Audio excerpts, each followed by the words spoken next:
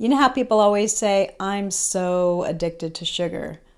What I found for myself and my clients, it's not the sugar. It's the combination of fat and sugar.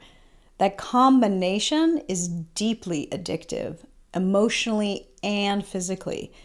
And if you're trying to heal from long COVID, chronic fatigue, or mystery symptoms, that combination can completely derail your progress. Hey there, I'm Carrie Bailey, your functional nutritionist, and I help people with long COVID and weird, mystery, unexplained, lingering symptoms find clarity, rebuild their health, and find themselves again. If you're looking for answers and practical tools to get your energy and your brain function and your life back, make sure you subscribe to this video and grab my free long COVID recovery guide. It's linked below. It's the first step to start moving the needle of your healing. Why is this combination of sugar and fat so hard to quit? When you eat sugar with fat, think about chocolate and pastries and candy and dates with nut butter.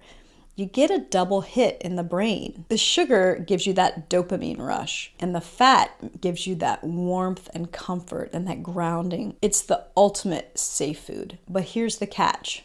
Fat blocks sugar from entering your cells, and that sugar floats around in your bloodstream instead of fueling your cells. And guess what your brain does when it doesn't get the fuel it needs? It tells you to eat more. You feel unsatisfied even after eating. So you reach for another sweet, another bite of something rich. That's how the cycle starts. And it's not just biochemical, it's emotional too. Let me tell you what I started noticing when I started walking through the candy aisle.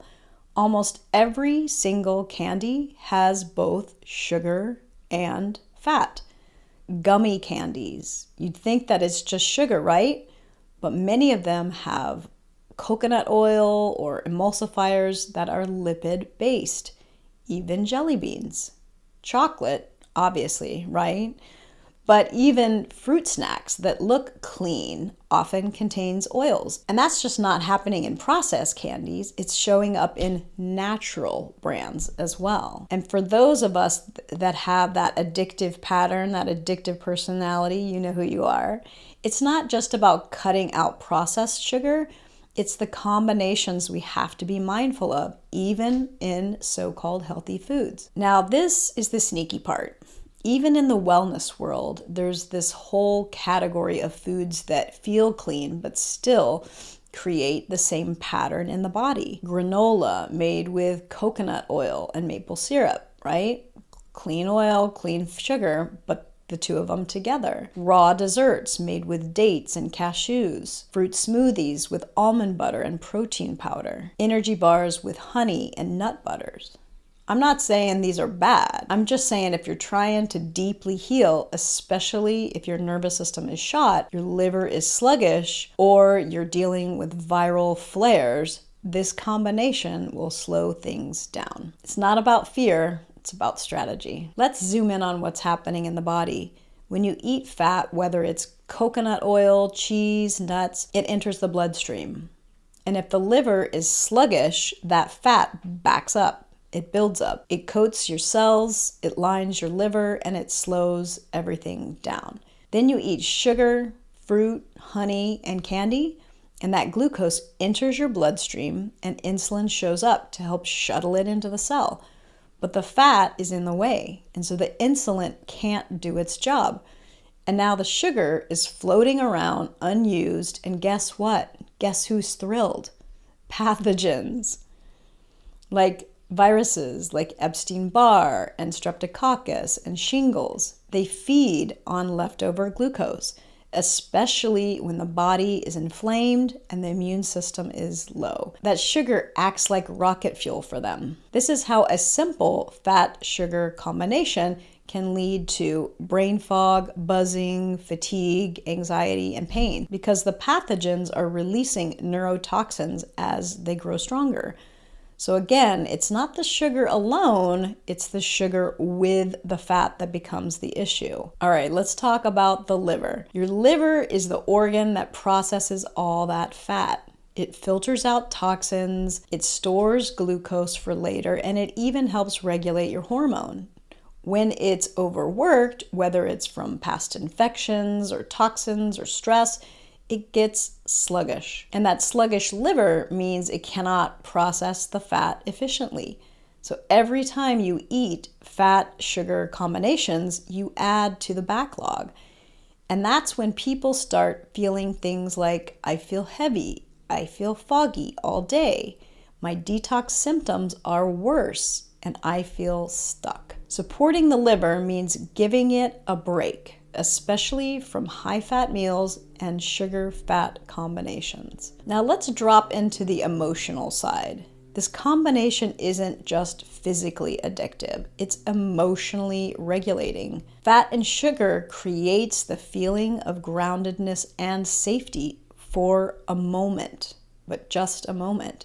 It gives your nervous system a break, a temporary break. If you're sick, tired, wired, or in a flare, it makes perfect sense to reach for something that soothes you, obviously. But here's what I want you to hear. This isn't weakness, it's a pattern. And the craving, it's a message. It's your body saying, I need fuel. I need comfort. I don't feel safe. So instead of shaming the craving, get curious. Ask, what do I actually need right now? This one question can start dissolving the power that this combination holds over you. I've noticed something really clear in my practice. When clients fall off, or I don't like to say cheat, I like to say they go off plan, or if they start struggling, it's almost always involved with this combination. They start reaching for sweets and for fats and for candies and for clean treats and smoothies with nut butters. Almost always. They don't even realize it at first. But as soon as we look at what changed in their food, we see the pattern. It's not about judgment.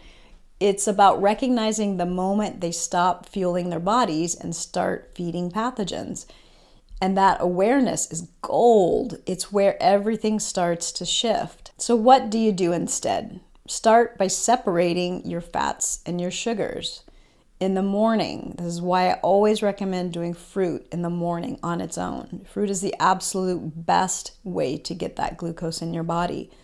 A fat-free smoothie with bananas and wild blueberries and maybe some spinach or barley grass juice powder. This gives the liver the space it needs to flush out old fats and toxins and gives your brain and cells clean fuel. Then later in the day, bring in healthy fats if you need some fats.